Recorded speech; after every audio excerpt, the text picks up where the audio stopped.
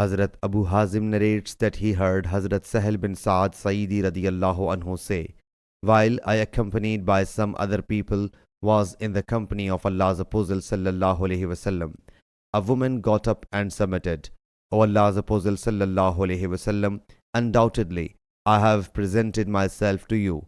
Now it is up to your consent. He sallallahu alaihi wasallam did not make any reply to her. She got up for a second time and submitted, O Allah's Apostle sallallahu alaihi wasallam, I have presented myself to you.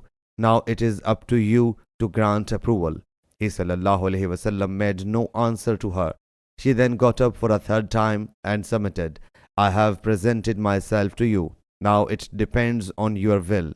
Thereafter a man got up and submitted, O Allah's Apostle sallallahu alaihi wasallam, marry her to me. He sallallahu alaihi wasallam said, do you have got nothing for giving a dua?